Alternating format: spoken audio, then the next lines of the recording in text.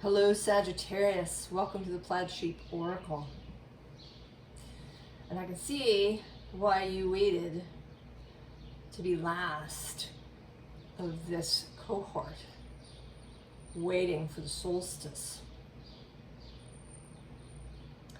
The summer solstice here in the north and winter solstice in the south. But there is in this reading more of this summer solstice energy. And perhaps if you live in the south, you're not watching this when I post it, but in December. Because there is this, although there is, right, there's kind of there's a pinnacle energy in both cases, and it is a turning point. But there is a lot of Leo sun energy here, and you're reading fire energy in general. We begin with the unburdened bones. And this is about lightness, about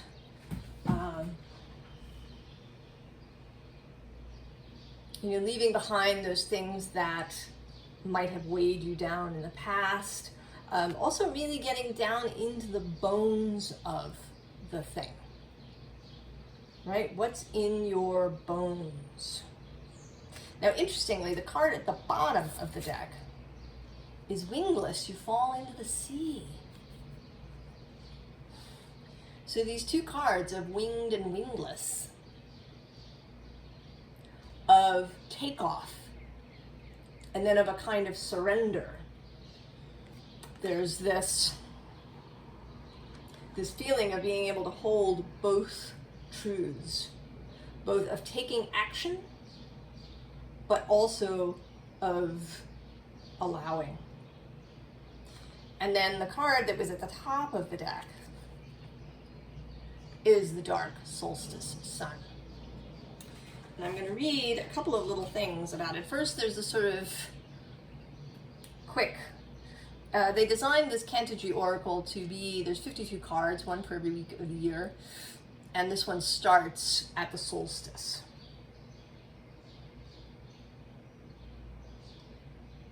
And it's meant actually to be the winter solstice.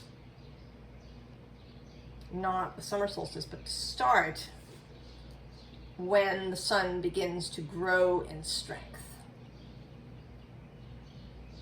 Right here at the summer solstice, the sun has reached his peak.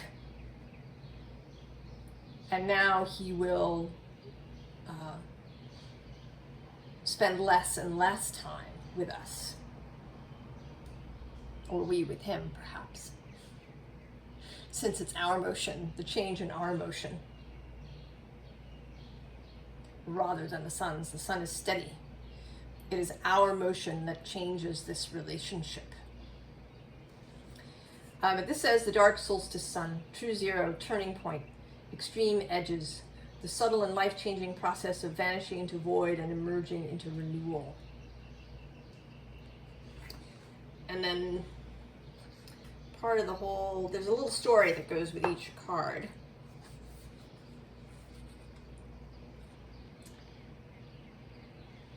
On the longest day of the year, on the longest day of the year, your spot on the earth tips toward the stellar anchor of its orbit. You lay yourself on top of a hill and allow the sun's rays to bathe you in the warm, luminous, yet invisible liquid of aliveness that only a star can bestow. Imperceptibly, you melt upward through the sun's beams and begin to travel to the heart of the Earth's star at the speed of electrified honey. By autumn equinox, you are halfway there. Earth appears as a slight azure sphere whirling through a boundless void. Though you continue to drift farther from it, you feel some umbilical tether to that distant blue rock. In the moment that the hill you once lay upon tilts as far from our sun star as it can, you find yourself at the very heart of the sun. The stellar core, blacker and emptier than the void of space, fills you until you dissolve into a subtle gasp. And in that moment, a light kindles within you, so quick, alive, and bright, that you find yourself suddenly standing on top of the hill, now dusted with snow, transported by the timeless speed of awakening. So there is something here, right, about change, about the cycle, about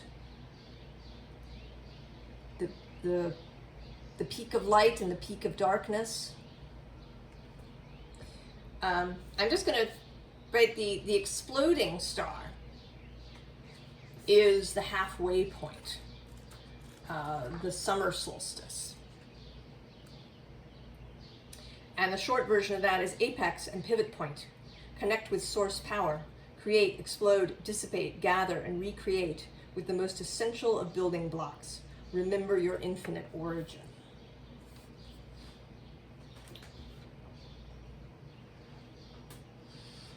So, Sagittarius.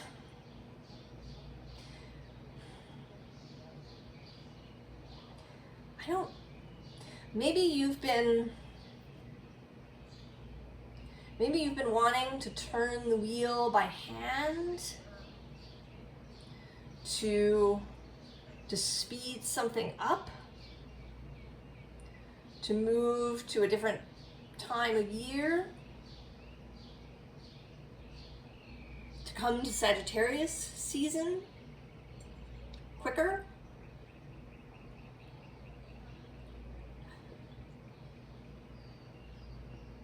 Since your season is that space right before the winter solstice.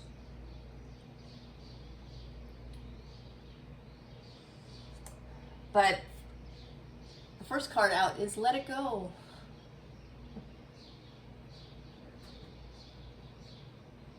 Let it go. Whatever the something you've focused on or gripped. Maybe it's an idea that you had that now is no longer fitting. You know, perhaps you 6 months ago applied for a job that seemed like what you really wanted, and now suddenly you're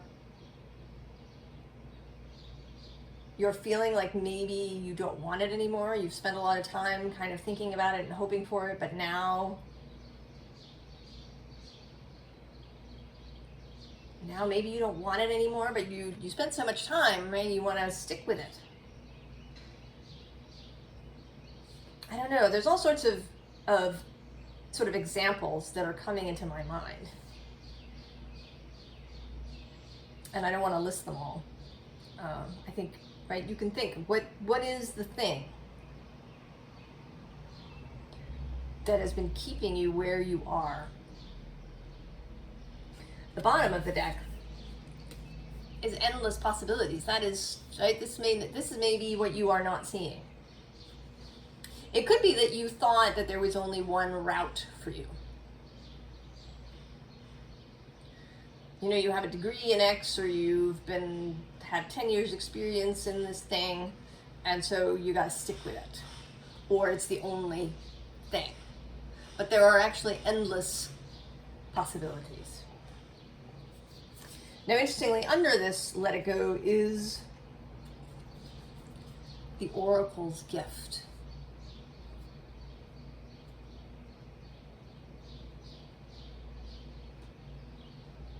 And that there will be something. Maybe you'll receive a synchronicity. Maybe it's this reading. Maybe you'll get a personal reading. Maybe you'll do a reading for yourself, where something may surface for you.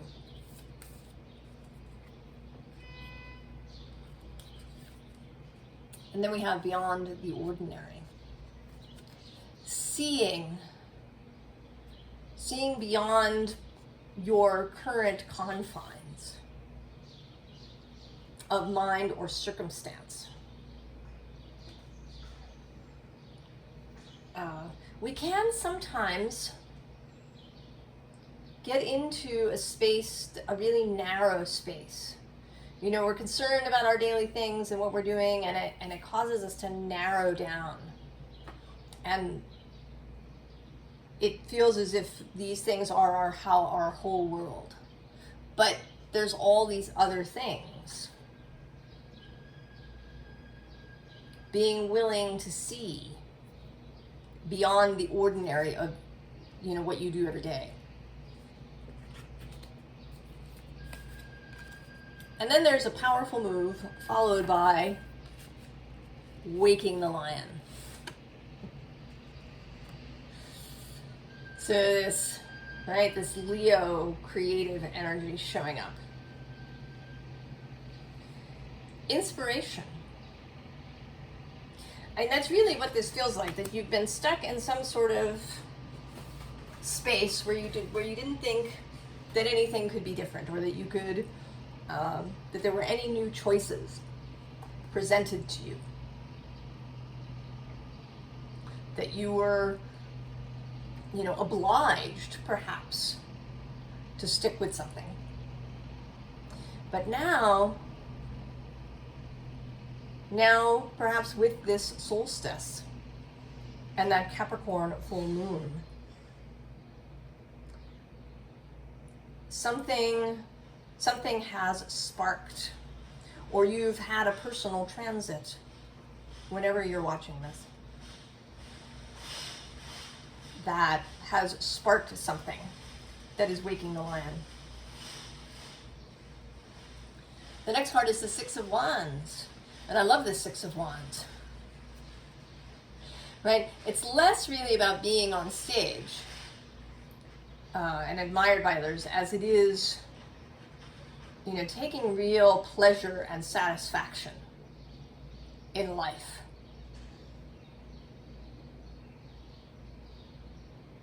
Really enjoying life. Approaching life as a lover. Because right below we have the Two of Cups.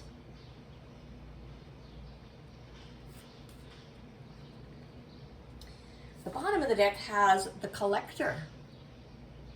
And this also feels like, like sort of a repeat of the Endless Possibilities card. That there's all of this out there. And maybe you thought you only had, what was in your suitcase. But now more is arriving.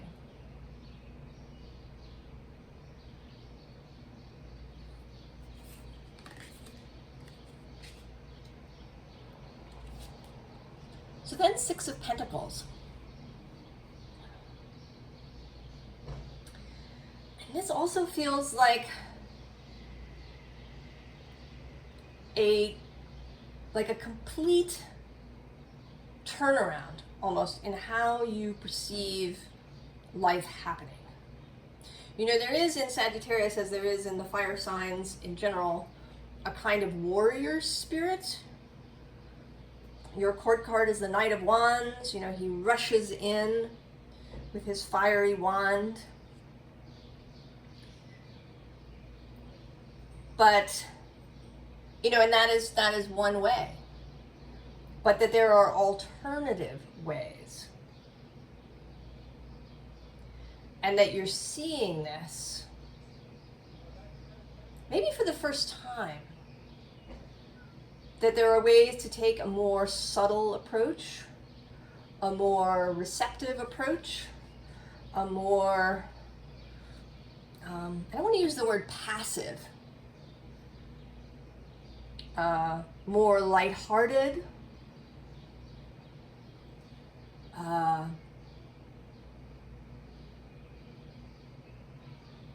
that, I feel Sagittarius is like drilling, right, in a single space. I really focused. But that maybe you are learning ways to sometimes act differently. That there is both. There's both the active moving forward and then the pausing, the allowing, right? Because we have here the Mother, right? This allowing energy of just being carried to the next place.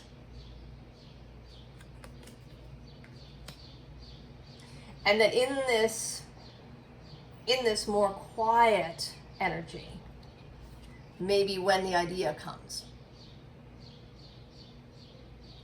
that if you're very busy pushing, or always looking ahead, that you might actually miss the new thing. You know, you kind of have blinders on when you do that, if you can only see, right, that narrow thing.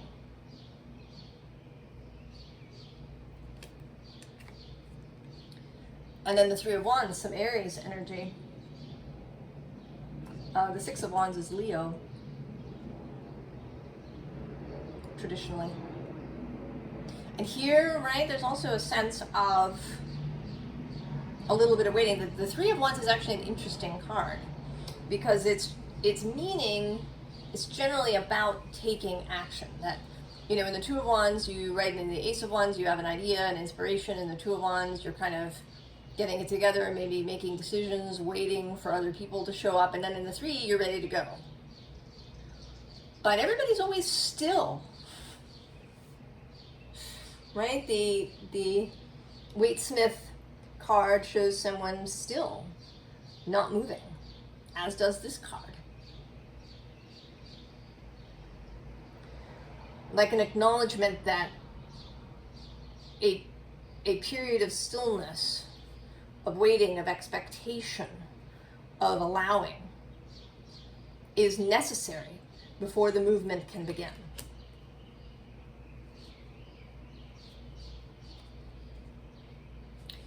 And during that stillness, with this page of materials, there is this creational process. And even in this deck, there's sort of a, right, which way is this going? Right? Are you creating, manifesting the rose? Or is the rose giving you the idea of itself?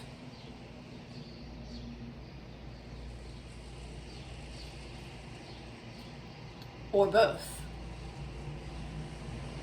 That you've had the idea of roses, you saw them somewhere, and now you're going to create your own. And right below this is the Magician, the manifester of the deck, who can use all of the elements available.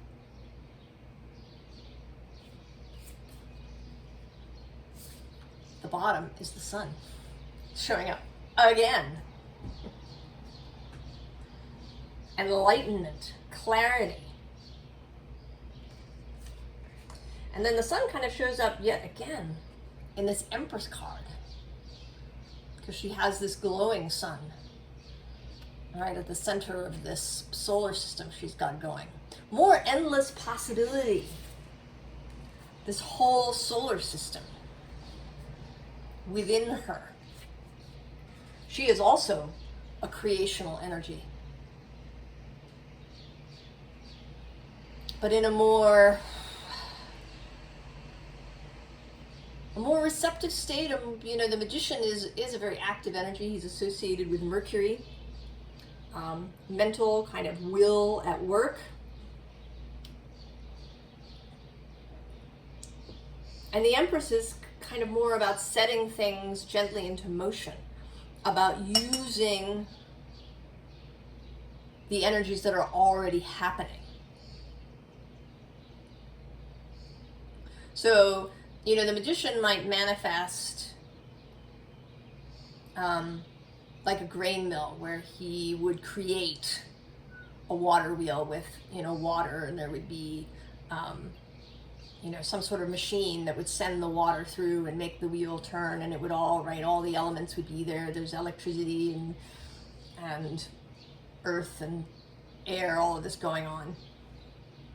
And he might, you know, do it exactly where he wants it and in the exact dimensions, and he would create that. The Empress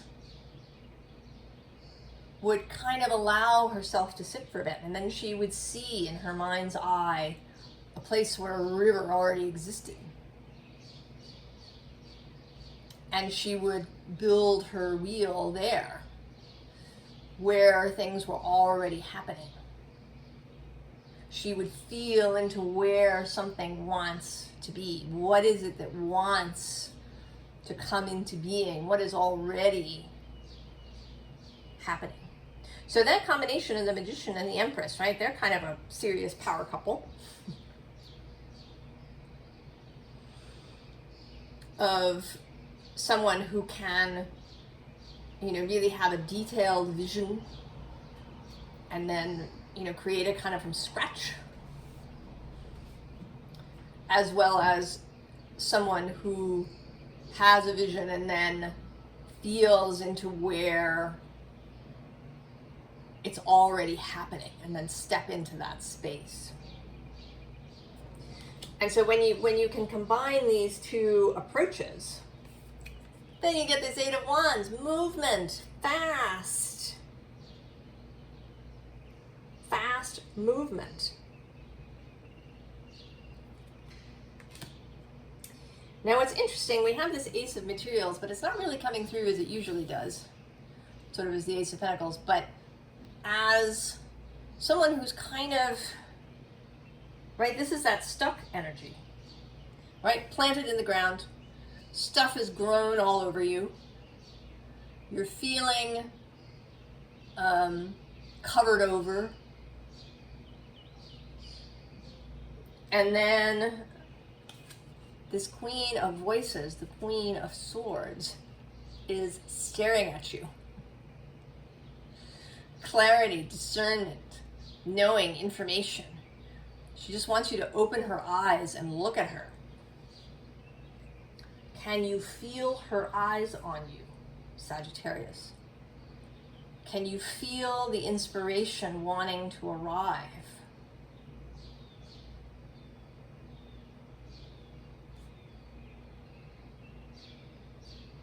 There.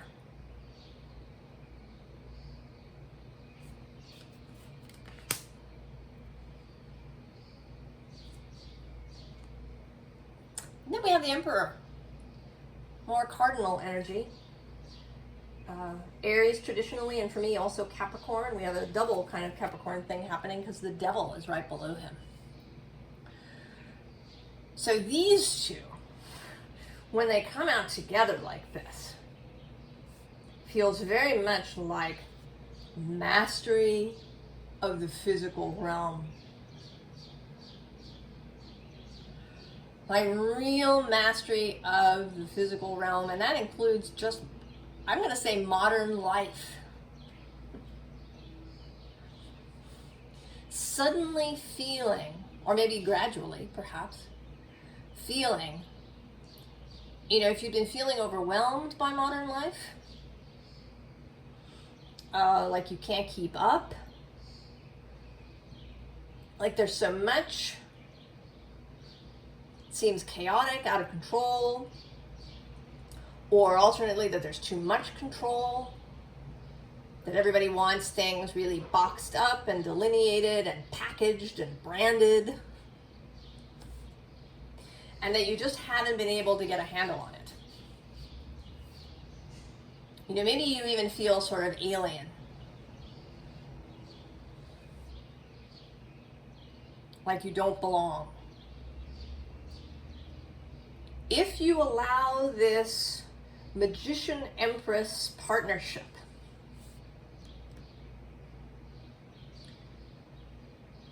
then you're gonna, right, it'll make it so much smoother. You know, it's not about knowing all the things or knowing what to do or knowing all the tech or it's about alignment, right? About being in the flow, about being open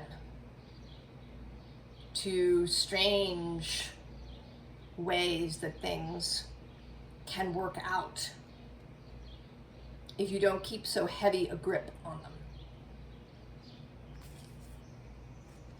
I'm going to go one more.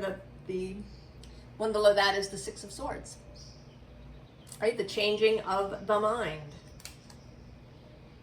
Then the bottom of the deck has this Eight of Cups, which has this real fool-like energy.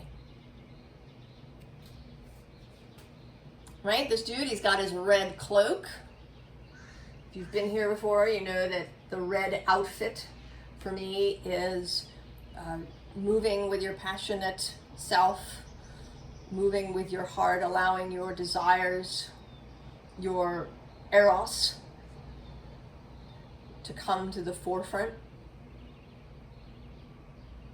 So he's put on his red cloak and he's ready to go.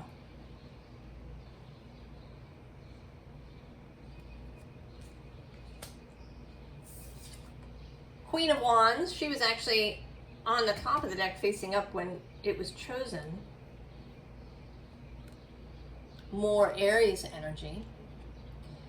But here she's really, right, she's weird. This is the Surrealist Tarot deck.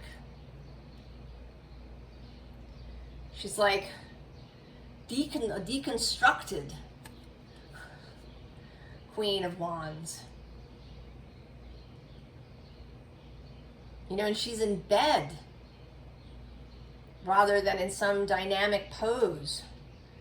Right? And there's bits of death going on here.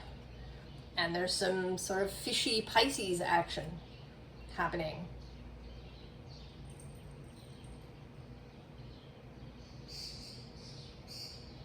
And there's another fish up here. And there's, you know, this kind of what seems like it might be a creational process happening out of her mouth. Right? And her heart is out and visible.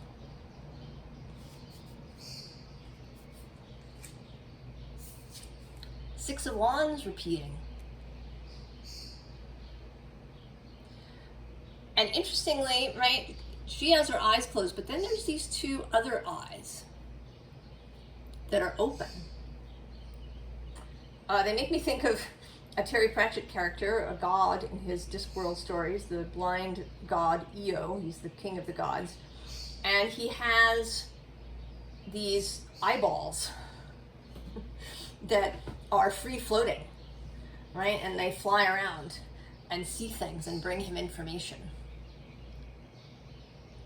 Right? Or Odin's ravens. Right? There is this, right? These ravens. So seeing with alternative eyes. Seeing with inner eyes, with spiritual eyes, with psychic eyes. And then there you are. Traditionally, you are Temperance. And here you are, another eyeball. Right, this temple. A temple of seeing, a place where you might meet up with the Oracle's gift. Who's stuck to her? Oh, broken open is stuck to the Oracle's gift.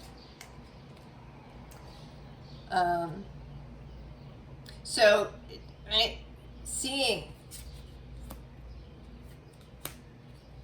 the possibilities. And then we get one more eyeball here with this Two of Swords. Making choices. How you see. And here again, there's this sense, right, that you're here and you're turned away, and this metronome eyeball is trying to get your attention. Over here. Can you see it? Can you turn your head? Can you open your inner eyes to see beyond the ordinary?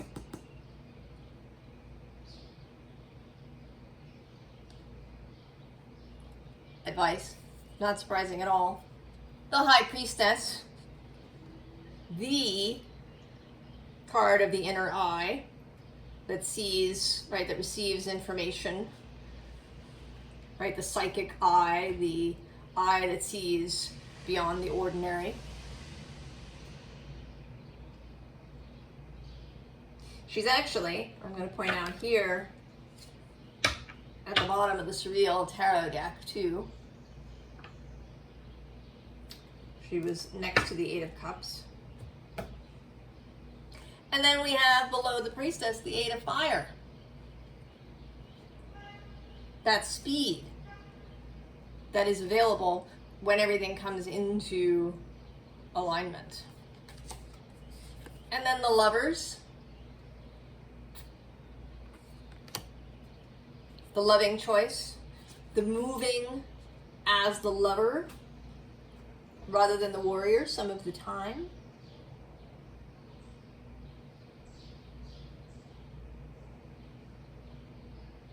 How does that, I'm going to steal an exercise that I'm doing as part of a course on love. Notice when during your day you have a tendency to be the warrior, to, you know, be very focused, to move fast, to defend, to, you know, be penetrative, to be active, to be, right, the warrior. And are there times when you approach things as the lover? With more openness, with more softness, with more curiosity, with more listening, with more receptivity. And can you switch those out?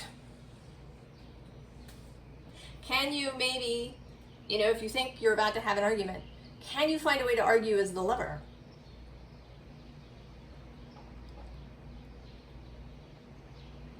Perhaps. I'm imagining that you have been, that most of your life perhaps has been more in that young, fiery space. But there may also be spaces where you have been very soft, and it might be interesting to approach those spaces as the warrior. Three of Fire, Three of Wands, repeating here at the bottom of the deck. And this, right, there's more of a feeling of activity here than in this card. She seems very much to be waiting for something, you know, perhaps for this ship here to dock. But this person is active, right? There's flames coming out of her hands. She's in the red dress. There's all of this energy happening behind her. So she is in combination with the High Priestess.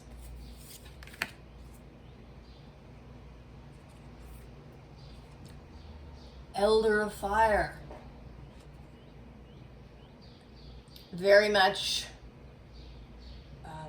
a balanced or the ability to use yes and. So she's got the sun on one side, and then over here her hand is right below this spider web.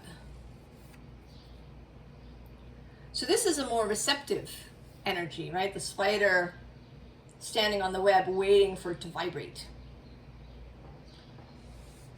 as a signal that, you know, a fly has flown into the web. And then the spider will move and act. And this card sits in the king position in this deck. We also have the symbol of Mjolnir, Thor's hammer. So there is a fiery, thunderous, waking the lion kind of energy here, but embodied in this person who is also able to sit on her throne and perhaps, you know, also imagine things, feel things, use her feelings to know where to go and what to do.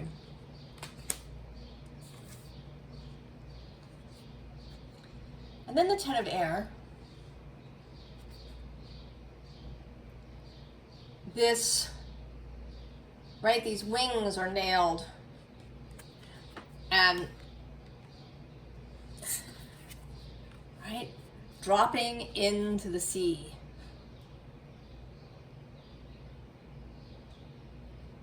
Right, wingless, you fall into the sea.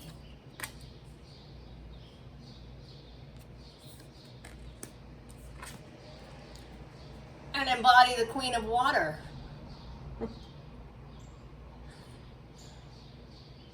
There's a real suggestion of flexibility, of mutability. You are mutable, Sagittarius. Although you have a very focused perspective, you are mutable, the ability to change direction, change course on a dime, if that is what is called for. And so you can be like the Queen of Water. You can let yourself float. You can allow yourself to listen, to hear the call of Source, of your own wider self, of the earth, perhaps. Maybe one of your questions, perhaps, is about where to live. Maybe you've been living somewhere for many, many, many years. And you're used to it, you know where everything is. But just you've been feeling this itch to go somewhere. And not even just as a journey. Sagittarius can be a very journeying sign, right? Going lots of places. But someplace that is like home. You know, a new place that is home. And then in order to find that place, you have to allow yourself to listen, to float, to feel, to receive. And then, so interesting, the Four of Earth.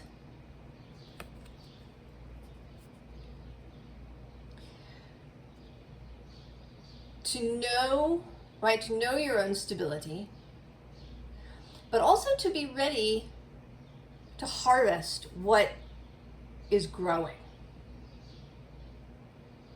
So there have been some seeds, or maybe you are planting seeds right at this moment, and that they're going to sprout and grow. And then you want to allow them to do that. To not try and anticipate them, dig them up. But to allow them to grow. So there is, you know, something here about that ugly word for us fire signs, patience. In the Good Tarot, the Temperance card is called Patience. I think probably in some other decks too, there is that sense, right? The sense of moderation.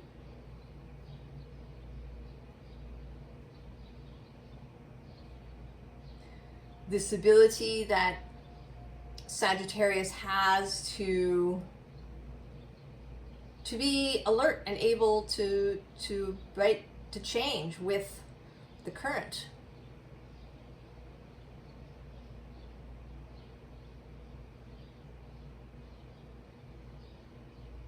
That you don't have to always be running full tilt forward.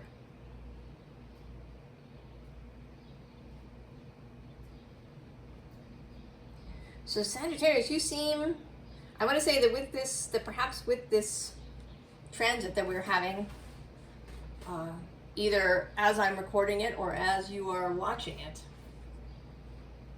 that there is something about the sun. And whether it's, right, a solstice or a full moon where the light of the sun is reflected, or the sun transiting one of your planets, or a planet transiting your sun,